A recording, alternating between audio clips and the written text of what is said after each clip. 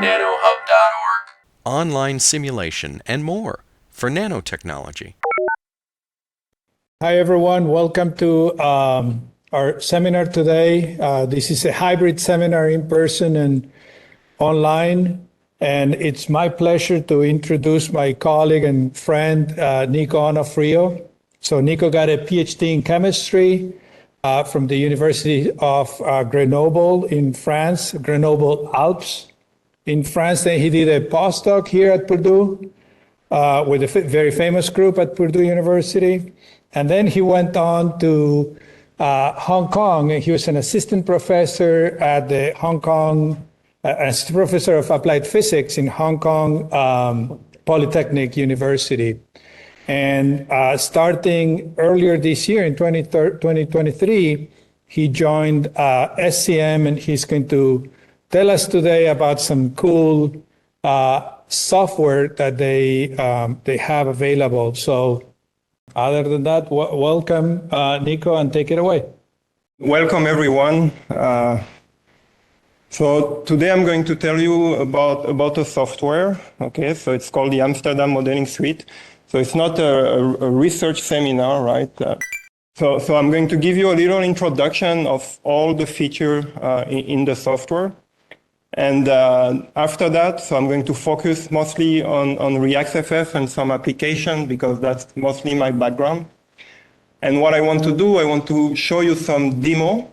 So the software has a graphical user interface, and I want to show you how to use it and how it can help you speed up things a little. So I'm going to demonstrate a few applications with ReaxFF on how to simulate like chemical vapor deposition, how to set up and how to analyze a combustion reaction, and also a little bit about how to make like a cross-linked polymer. So those are ReaxFF things, and after that, so I'll tell you about ParAMS. So ParAMS, it's a tool that we have in the software to optimize force field, and especially, so here I'm going to show you an example with a ReaxFF. I'll tell you a little bit about the machine learning potential that are implemented, and to finish up, I'll talk about a few more advanced features like workflows and also the Python library that we have also to control all the features of the software. So I'm going to start with a little bit of history about the code. So originally the code was called ADF. So you might have heard from quite some time ago. So ADF was developed in the 70s. So it's pretty old. It was actually the first DFT code that was brought to chemists. You might know that in the 70s it was mostly physicists, right? They were using DFT, and so at the time, so Professor Barents, he was doing his PhD, and he was studying quite big inorganic complexes. So you cannot treat that with like Hartree-Fock that was used at the time. So he brought this from the physicist, and he was later joined by Tom Ziegler, Professor Ziegler in Calgary, and they implemented ADF. In '95, so the SCM, the company was created as a spin-off of VU. So VU is the Free University in Amsterdam. That's where we're still based nowadays. So right now we're about 30 people. Mostly we are developers. So we develop the code. About 15, even maybe 20 developers, and their role is really to implement new feature. To maintain the code, to debug, document, and support. So we also have academic collaborator. Some people from the university, they also develop feature, and we work together with universities. So let me give you first like a rough overview of what the Amsterdam Modeling Suite does. So far I've been talking about ADF. So ADF, it's a Slater type, all electron basis set DFT code, molecular DFT code. There are fully relativistic effects implemented. So you can, so this is done through the Zora Hamiltonian So you can treat relativistic effect with only the scalar part or the fully spin-orbit coupling. And so the fact that it's Slater type, so usually there are better asymptotical behavior for the orbital, and together being relativistic, fully relativistic, it's usually pretty good to study spectroscopic properties, especially those that need to describe pretty well the core electrons, so things like NMR, IR. So that's pretty much for ADF. Later on, so ADF was extended with periodic boundary conditions, so the code band was created, so to treat surfaces and material. So at this point, the code was not ADF anymore, and that's where it was rebranded into the Amsterdam Modeling Suite. And as you see now, there are many, many more that we call engine than just density functional theory. So there is a DFTB engine that you can basically do pretty much everything that does a band or ADF, just faster. So with the implementation that we have, you can also treat most of the periodic table. There is a hybrid engine, so if you want to combine different levels of theory. And then we have ReaxFF, so that come from the implementation, the original ReaxFF implementation. We have machine learning potential, so I'll tell you more about this later on. We also have like classical force field, like traditional force field, like UFF, GAF, and also some polarizable force field. And all the way, we also go all the way to continuum. So there is this method called CosmoRS, and that can give you some thermodynamic property. Usually you do a DFT calculation, and then you use CosmoRS, and you can get things like solubility, activity coefficient, things like that at the continuum level. Now, so I told you about ParAMS. So ParAMS, the idea is like it's a general tool if you want to train a low fidelity model out of something high fidelity. So far we support DFTB, so you can train DFTB and ReaxFF, and in the future we'll support some machine learning potential that I'm going to tell you about.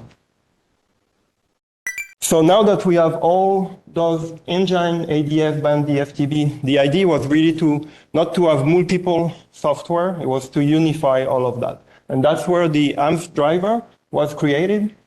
And so AMS driver is just talking with the engine, it just extracts energy, forces, stress, and then it performs some tasks.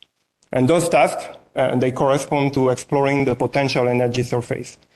So what you can do, you can use ADF to do molecular dynamics simulation, and then just by changing one line in the input file, you can say, okay, I'm just going to use ReaxFF now, and nothing else has to be changed in the input file, right? So if you know the structure of the input file, let's say for ReaxFF, you also know how to use ADF. So that's really something quite unique about this suite. Then you see some snapshots. So we have this powerful graphical user interface that I'm going to demonstrate now. And so with this, you can do pretty much anything that's implemented in the code. So there is an interface to manage your job. You can work locally. You can submit it to a queue. So you just set up the queue. If your cluster allow SSH connection, you can just, without like seeing it, submitting the job, getting your result as it goes. You can extract summary, so kind of spreadsheets of all the summary of your calculation. You can build molecule that I'm going to show you right now, periodic system, polymer. You can import structure, of course, from many different formats. And then there is a wide tools to do analysis, and I'm showing some of them. So here you can explore potential energy surfaces with some Monte Carlo technique. Very powerful. When you do DFT, molecular DFT, you can look at the orbitals.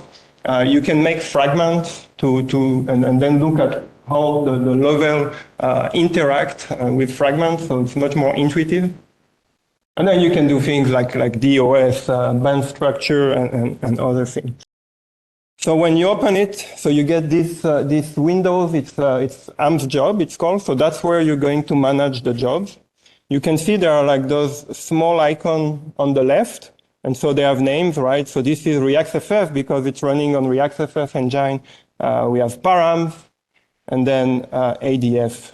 So there is the name of the input file. So usually it's not, when you create a file, it doesn't create, with the GUI, it's not going to create just one file, it creates a series of files, and that's the name. This is the way the job is going to be submitted. So sequential means that they're going to be submitted one after the other locally in this case. But then I can switch to a remote queue simply by saying queue, and this is already set up, the queue that we use in Amsterdam. And then if I submit the calculation, the same way, it's just going to SSH and run remotely. Then there is just like a little comment that you can put here. I put the total energy. This is an optional parameter when you submit. So it's set up here for the number of processors that I want to run the calculation. And then you have like this circle that's telling you the status of the job. So this job has been completed. This one maybe is not finished. I know it was killed, etc. So here there was a bug. So I start building something. So SCM input.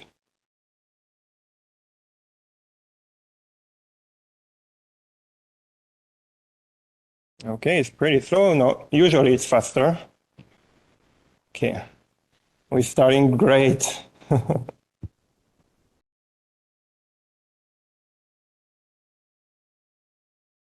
All right, new input. So I'm going to create a molecule. So I'll tell you more about AMS input. So that's the window that we use to set up the whole calculation.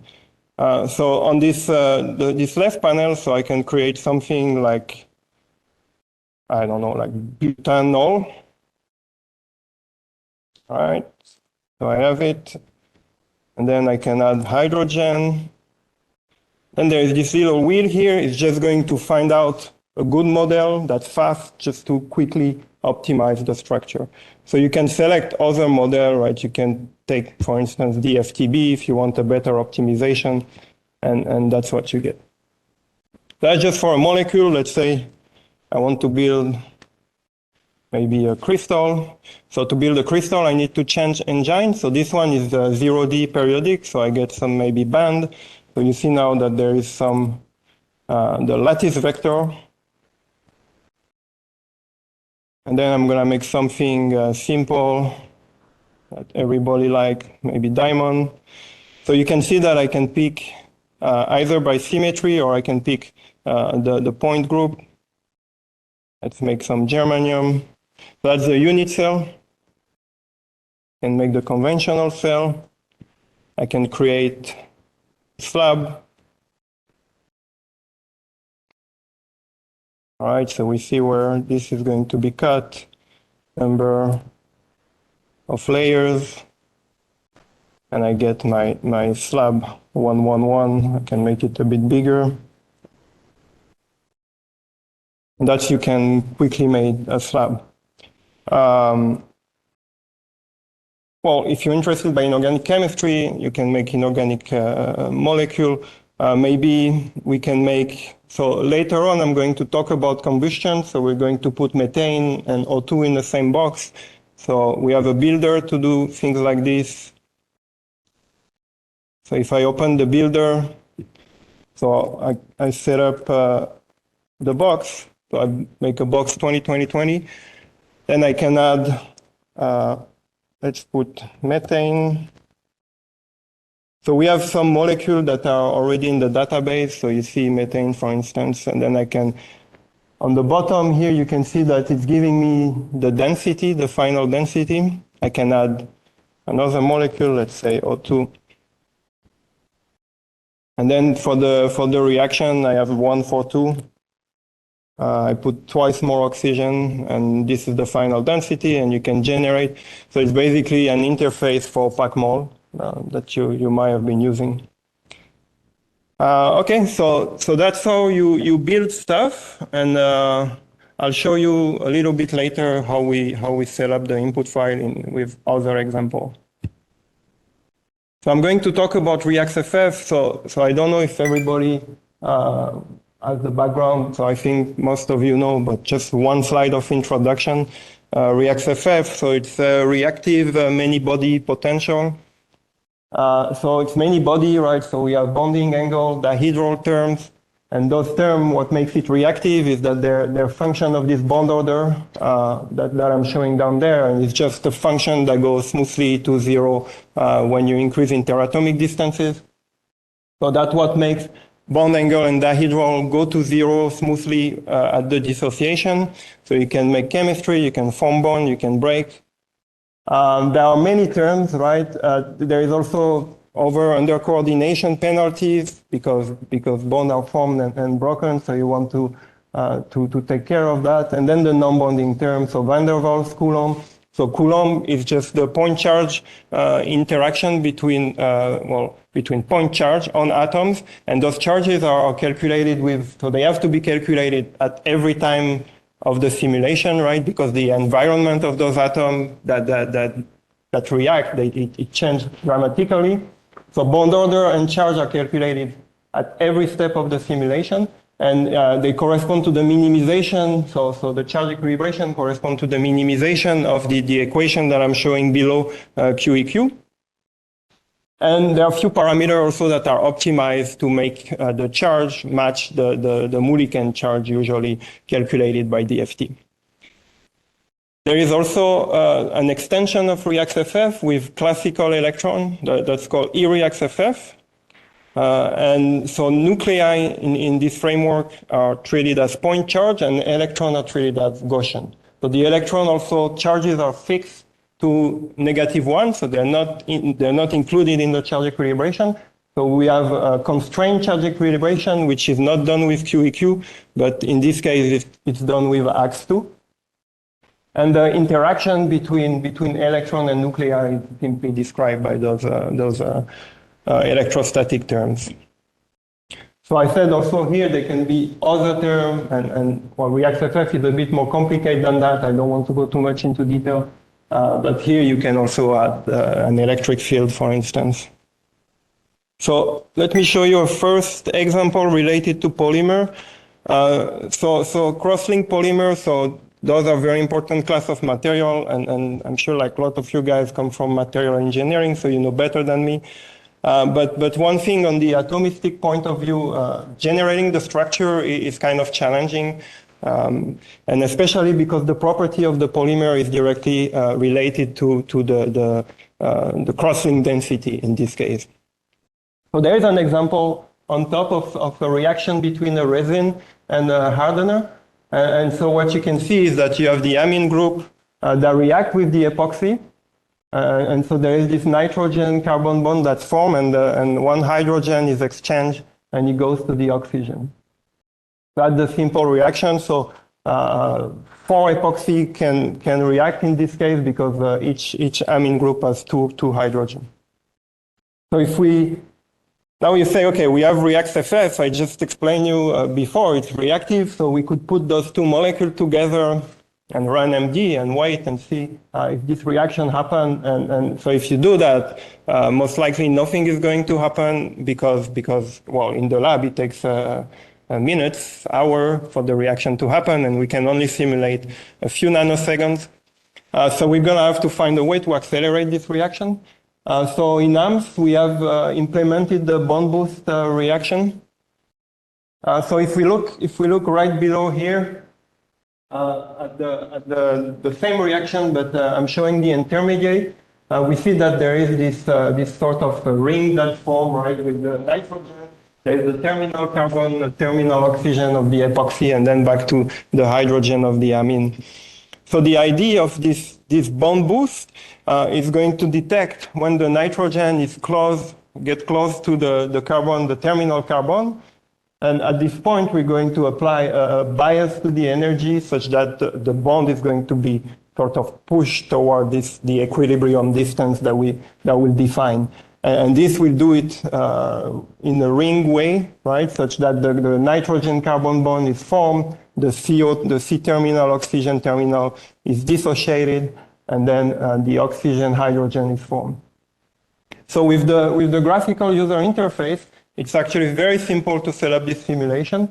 So the first thing you have to do, well, you build the system, and then you're going to define regions, right? You define the region for all those 4 atoms that react, right? The nitrogen, carbon, oxygen, and hydrogen.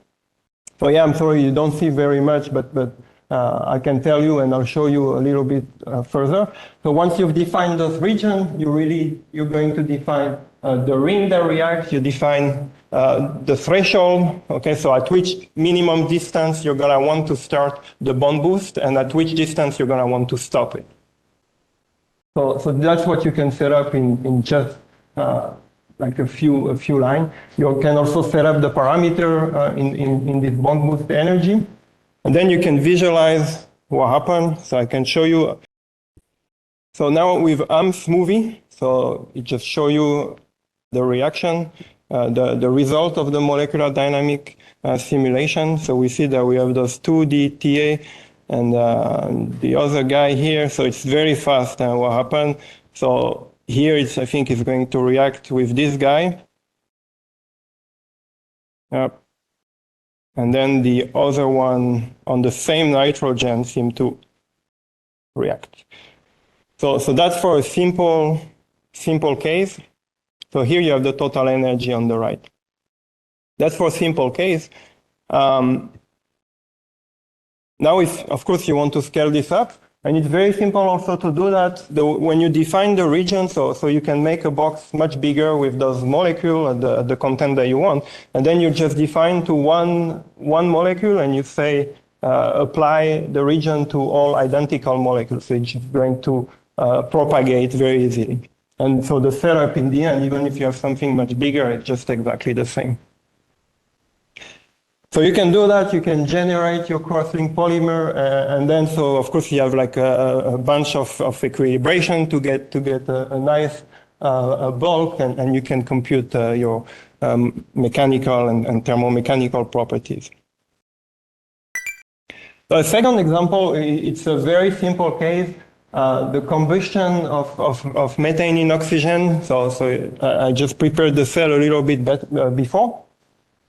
However, the problem with this type of reaction is that a lot of things happen. It's not as simple as this reaction that I'm showing there, right? There are a lot of intermediate in the reaction.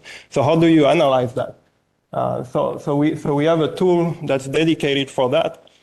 Setting up this simulation, it's just very simple, right? It's just NVT I do, high temperature. So we start with something which is also with high pressure.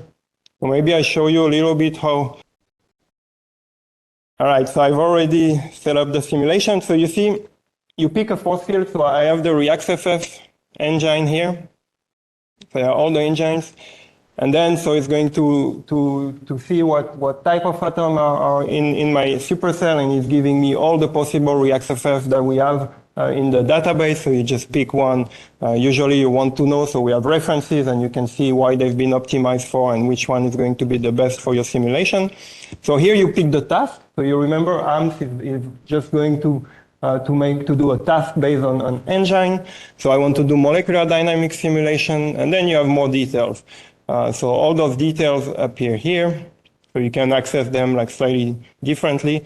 The number of steps, the time step, the frequency, the initial temperature, right? I go very high temperature, I want thing to happen. And then you can add the thermostat here. So there is another Hoover thermostat, 3500, and then the coupling constant that we usually put 100 femtosecond is good enough. And that's pretty much all for this simulation. So I've run it. Again, to analyze, I look at movie. So you see the total energy is going down because we have this thermostat. Well, if you look at the movie, well, a lot of things happen. So clearly there is some chemical reaction happening. It's it's good to look a little bit, or if you want to look a bit more at the energy or some MD properties, so there's a whole bunch of property that you can calculate here. So you can do autocorrelation function on many different quantity, RDF, MSD, histogram, so molecule, I talk a bit about it in a second, and chemtracer too, that's what we're going to do to analyze the chemical reaction. But you can plot, different type of energy. This is the kinetic energy. I can put the potential energy, and then you should maybe put the potential on another axis. You can kind of customize a little bit this, so you can really simply analyze the reaction. So let's look at molecule. So molecule is just telling me all the possible molecules that have appeared during this chemical reaction, during this MD simulation. There is the max number, the average number, then we'll get to this graph, and then you can either show some of them in AMS movie, if you want just to look at what's going on, or show all of them. The graph is just going to show me the number as a function of time, right? We see that oxygen is being consumed, CH4 as well. We should make some water, and hopefully I have some CO2. Yeah, it's here. A little bit of CO2 was created. So yeah, that's the first way to look at what's happening. Now, if we really want to analyze in detail this chemical reaction, can look at chemtrace. So I've already run it. Usually when you open up, you get this window. You have a few setups, so it's going to consider a stable chemical reaction within a time frame. Right? So there is this 10 femtosecond here, the T stable, and then how it's going to detect if there is a bond that's broken or a bond that's formed. It's just based on the bond order. Right? If the bond order is less than 0.3, there is dissociation. If it's more than 0.8, you form a bond. So usually all those parameters here, you just really don't need to change anything, and it's pretty robust. So if I run chemtracer, so take a second, it's a very short simulation, it can take more time. So what you get, so you really get the list of all the chemical reactions that have been identified. So on the left side here, those are smiles. So yeah, I think most of us human, we prefer read the normal chemical reaction that are here. The order of the reaction, and then the rate constant of that reaction. And so because there is a rate confidence here, it also gives you the lower upper bound, the number of events that happen, and then those are the identifiants, the indices of those chemical reactions. So we can search, so there is a little bit of CO2 that has been formed, so I can look for CO2. So we've got really the final step of the CO2 formation here. So we have CHO2 giving CO2 plus H.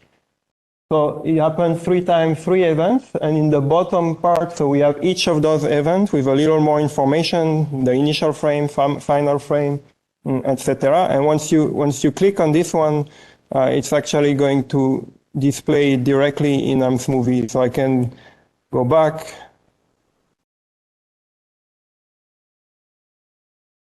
Interesting. So CHO2 gives CO2. Yeah, barely. Let's look at another one. But this is CO2. CO2 plus H. So this was CO2 originally, and then it got BH. Well, you can basically analyze like all the possible reactions. So you can look at water formed. So H2O maybe. So H plus OH. So this one is crossing a periodic boundary condition. So we have different view. So if I turn on periodic view, and then I can turn on periodic view type and complete molecule. So that's useful. So here we can see OH plus H from H2O. So you see it's a little bit transparent because it's crossing the periodic boundary condition. So it's kind of useful when you have a molecule that's broken in two. That's all for ChemTracer.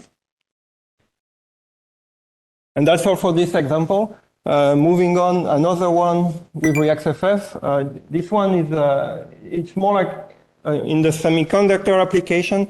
So chemical vapor deposition. So because with ReaxFF, you can describe this type of chemistry. So how do you simulate chemical vapor deposition? So first, how things work. So usually you have a chamber, and in this chamber there is an input of gas that are the precursor that have been selected, that at a given temperature they're going to deposit on the substrate in the chamber, and then they're going to start forming a thin layer of a given material. So it's quite important in the semiconductor industry, and especially, well, it's not easy again to have a good idea of the structure of this thin film. So how do you do that with the computer? So again, if you put the gas and if you put the substrate with ReaxFF, nothing really is going to happen. You're going to have maybe few molecules that are going to absorb. So what you want to accelerate this chemical reaction. So there are a few things you can do with AMS. And so I'm going to show you how you would set it up, this reaction. The idea is that we're going to have this molecule gun, and we're going to throw the molecule directly in the direction of the substrate. And then they're going to react, and they're going to start forming the thin film. So the setup is quite simple. So I just defined the surface. So this is germanium, so the same as I built before. There are some groups. So there's the red atom here at the bottom. Those are fixed, right? Because I assume that this is on a surface. Because I'm going to do a grand canonical Monte Carlo simulation, I need to have a thermostat so that I'm just going to apply to the substrate. So that's the green atoms. So I do MD again. So those settings are quite similar to what we had before. And now the thermostat, I can just apply it to the group thermo that I've defined. I add those two precursors that are also part of the group. So it's going to be that are also defined as a group. There are oxygen, and then I'm going to grow alumina on germanium. So it's AlH3. So those have been defined here. So there is like the thermo group, the fixed group, and then the AlH3 and O2. And I define this molecule gun. So the molecule gun is just really going to add molecule randomly in the box, and then it's going to throw it with a given energy toward the surface. And it's going to do that every n step that I'm defining here. I define the box also, so this is in reduced coordinate in xy, right? So it's going to find randomly any position in this xy plane, and then at a distance of like between 45 and 50 angstrom above the surface. Now I need to define the direction for the velocity. So I just, if you've noticed, there are two atoms, one white and blue here. Those are just dummy atoms that I'm using to define the vector. Okay, so they're just going to be vertically. I define the direction and then the energy, right? So 0.05. So again, those have been tuned before. The temperature, so the temperature of the atom, internal temperature for the group of atoms, and the contact distance. So instead of just throwing it at 50 angstrom, I'm just going to go as low as 3 angstrom to the surface to start the molecular dynamics. So I put one AlH3, and I do exactly the same with oxygen, but I put 2 oxygen in mole fraction.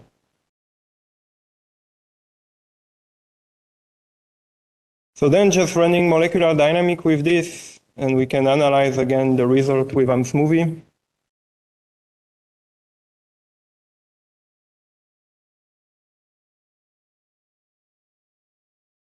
And so that's what we get. So you see, like, so the molecule, they've been added very close to the surface, and some are bouncing away. So I kind of skipped something. I've been added what we call a sink, quite above and under the slab, such that when molecule really bounce in the direction opposite to that I define to the surface, right, bounce up, and just take them out, right? No need to time integrate them, they're just going into vacuum. And so if you do that, you can see that we have this sort of gas phase that form on top of the surface, and this alumina phase that's been created. So we see that there is also a lot of those germanium atoms that also migrate into the alumina phase. And we see water that's been created, H2 that's been created, and those are the gas that are just going out. If I go to the end, we started growing, so it's a pretty short simulation, but if you do that properly, about overnight, you should get something like this. So you get nice alumina grown on top of the germanium. Now we have ways also to accelerate a little bit the molecular dynamics simulation here, so you can do some Monte Carlo step. Just possibility, always trying to accelerate this. Maybe one example with eReaxFF quickly. So the idea with eReaxFF here was to study battery. So we have those explicit electrons. Now, so usually you can add one electron in this latest model. The idea was to create really some sort of minimal valence carbon. So the carbon is replaced by C++ electron. So every carbon atom in the graphite electrode, he has one electron. And so that's what you see here. So the carbon, the yellow sphere, and then the transparent sphere is actually the electron. The electron equilibrates and it goes about 0.5 angstrom next to the carbon. So we have N carbon, N electron here. And then I add some lithium atom on top of the carbon. So this is the top view, and that's the side view. So in this case, so the graphene here is neutral, and I add 8 lithium plus, right? So all the charge here are set. Carbon are +1, electron are -1, lithium are +1. So there is no charge equilibration done, and the total charge is going to be 8+ here. Right? So that's basically when the electrode is not charged. Then when we start turning on the voltage, we're going to input electron here. So I'm going to add 8 electrons. So on the right side here is total neutral case. And then we can observe what happened. So it's going to be, things go pretty fast, but I loop around. You see that on this case, the lithium, they're super mobile. They go all over the place. And the second thing you see on the side view, that there is no electron going to the lithium. Or you can see maybe one, I think, toward the end. You can see one that pops up. So this is when the electrode is not charged. You have lithium ions on top. They're very mobile. In the second case, when we start turning on the voltage by adding those electrons, you see how the lithium, they start forming clusters, right? They form all those clusters. And if you look from the side view, you see all those electrons that jump toward the lithium. So that's really the semi-classical description of the reduction that's happening. So the lithium plus, they become lithium neutral, and then they clusterize.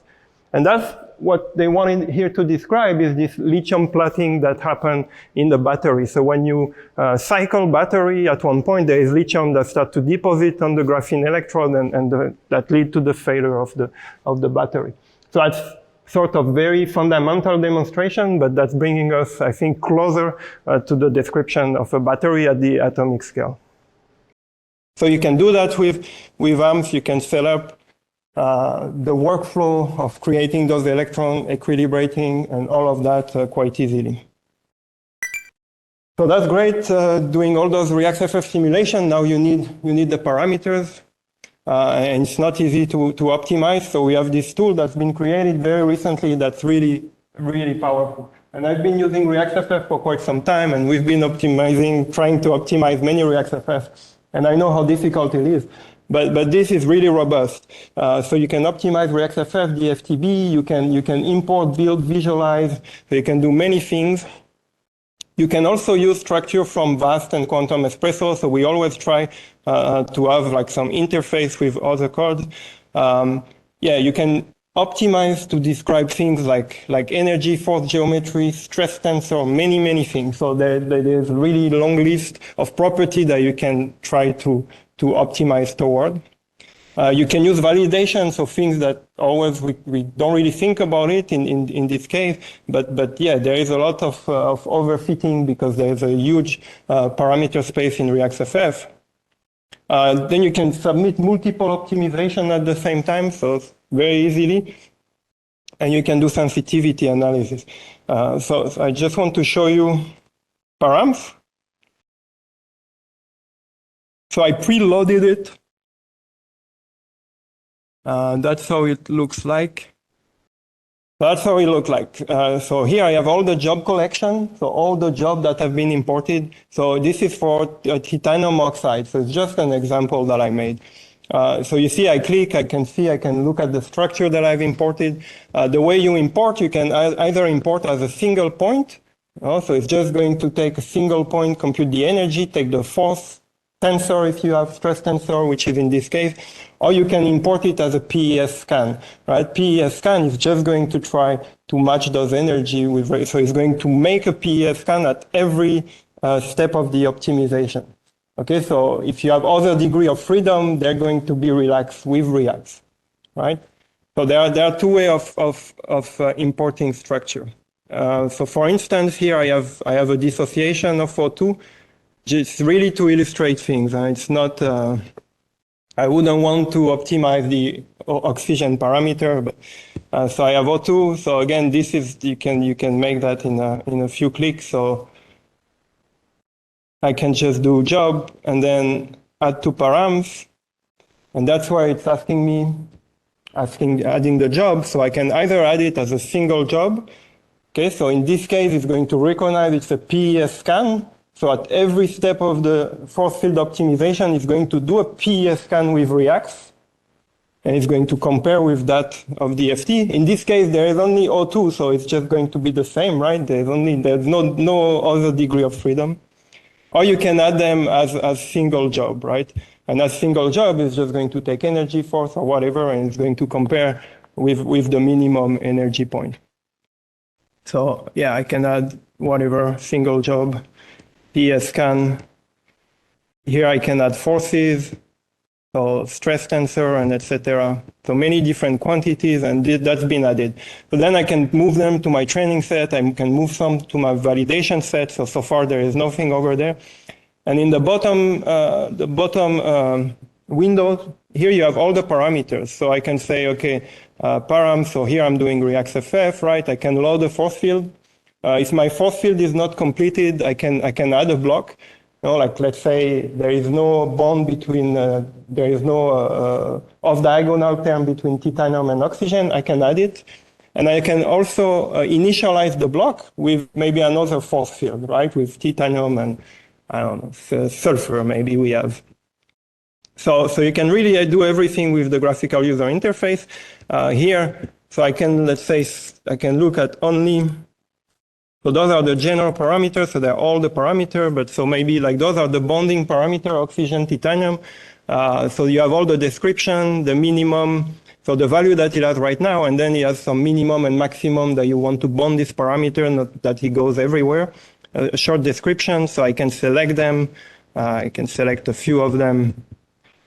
This one is telling me, no, you shouldn't touch this one, right? So it's also a bit smart. And that's pretty much all. So then I can just go here, ParAMS. I don't know if I saved it. Just overwrite it. So there are a few also, you can change a little bit the optimization algorithm. So we have several in the box. And that's all, right? It's just going to start the optimization. And you can look like on the fly as the parameter have been optimized, how the energy evolved, the stress tensor, and etc. That's quite powerful. So soon, so we already have it on our side working with some machine learning potential. So the idea really is to have like a general parametrization tool.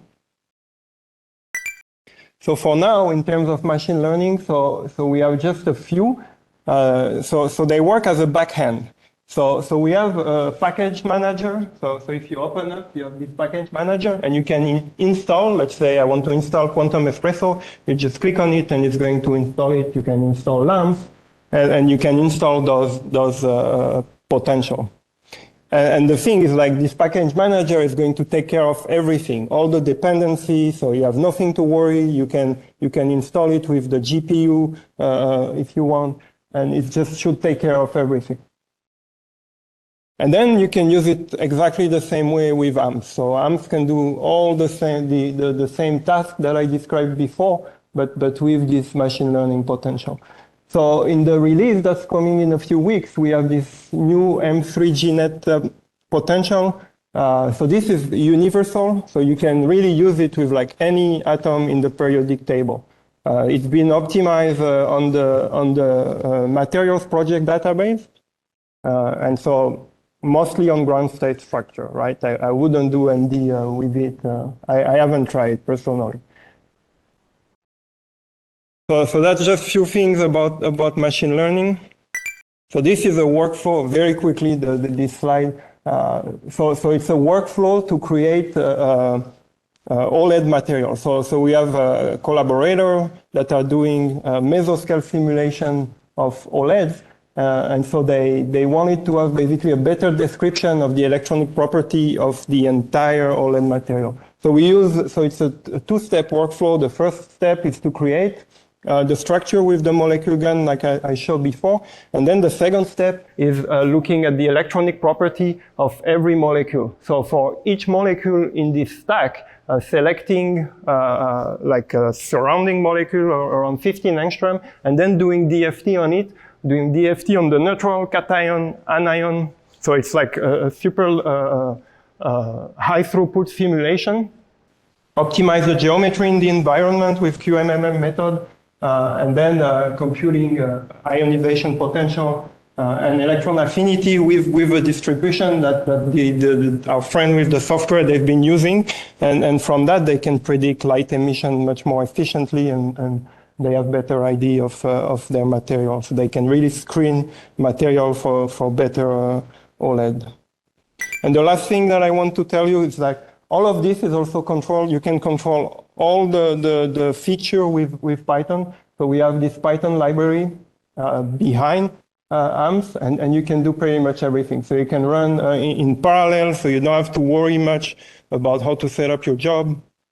You can use Slurm. So for the OLED workflow that I was showing before, so for all this big calculation, the property calculation, the second part, this was done all in parallel with Slurm. So you submit, so you tell what are the resources, and then you just submit the job. And when one is finished, you submit another one, you extract the results. So with this, you can do like very big workflow with Python. So I have example, like we compute, for instance, viscosity, where we need to do several MD steps, very long optimization, autocorrelation function. So this can be done with a few lines, right? This is just the setup of the DFT calculation, and then you just, so this is just a PES scan or something like that. You add atom, you define the distances, and AMS job, that's where you run the job and you get the energy and etc. So it's compatible as well with ASC molecule class, so you can pass from AMS to ASC. So that's all I have. Well, I thank you everyone for your attention, and well, I can answer a few questions now. Hopefully we have time.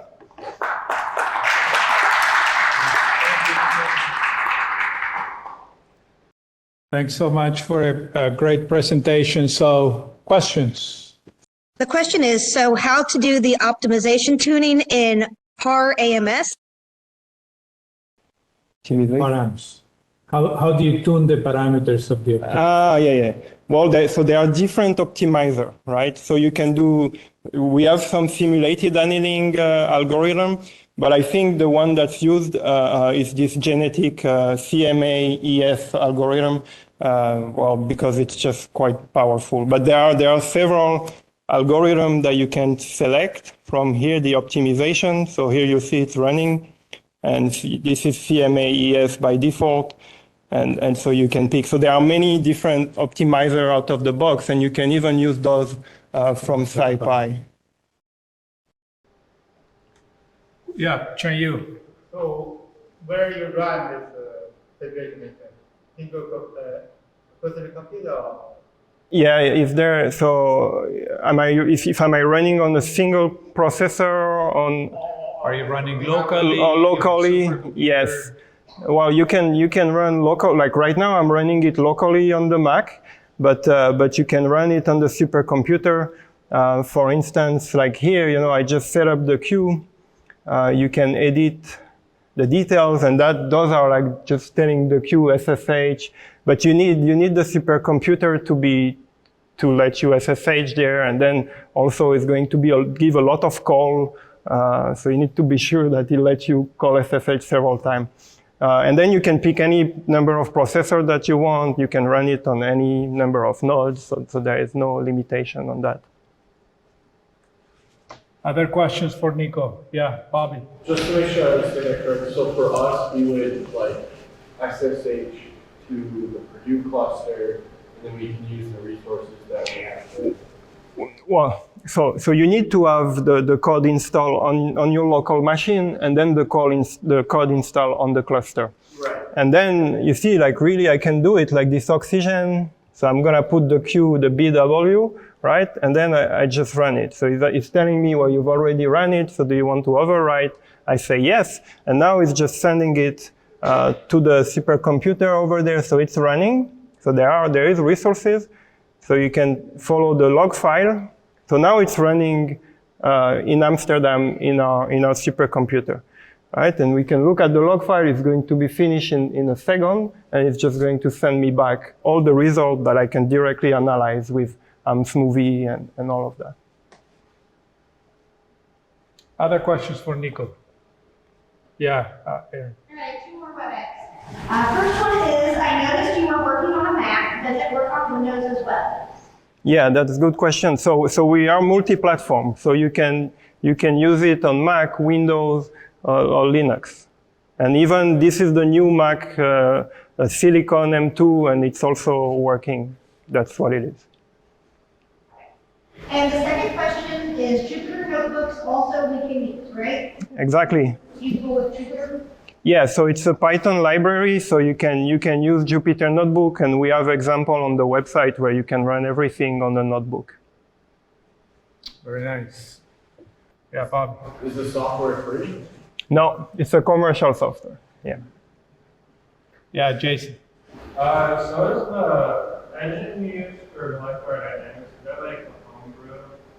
It's not like saying on PLAMS. The engine, the engine lamps or something that's home? No, it's a home. Yeah, it's homebrew. Yeah.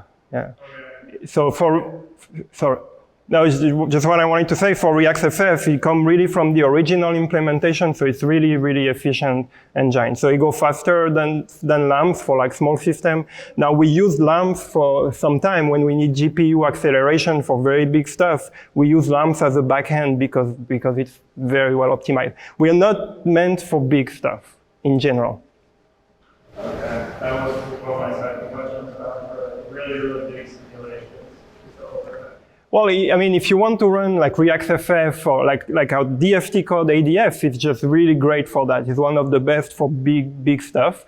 Band is not really meant for that because it's a basis set code, right? And so it cannot beat plain wave. Now ReaxFF engine is really good and it's going to scale well, but we don't have the GPU accelerator for now. All right, so Ethan. Yeah.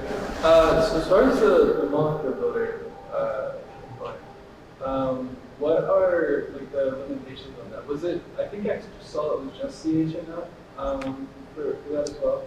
Repeat the question. For what was the molecule builder? That's what you asked. What's the molecule builder? The limitation.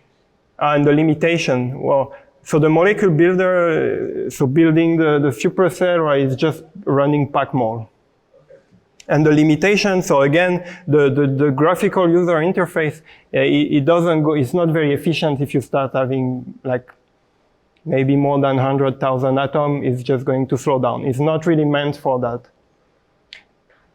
I saw you create like a crystal, like tested for the metallic method. Can you create like a molecule crystal? Molecular crystal. What's a molecular crystal? Just a crystal made out of molecules. So like ice is a molecular crystal. Yeah, well, we have, yeah, you can do definitely, because you can start from just the symmetry point, right? The symmetry group, and then you can build out of this. So you can really build anything in general. You upload like a CIF file. You can upload CIF, you can, yeah. For the molecular builder, this is kind of about molecular crystals too.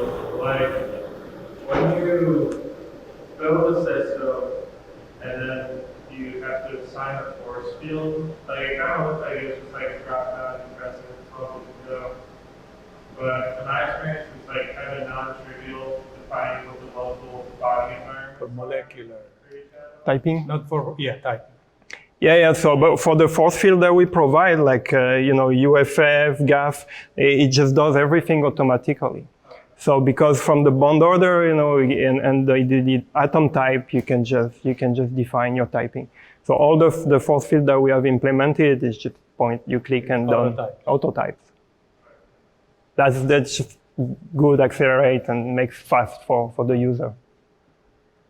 All right, well, let's thank Nico again.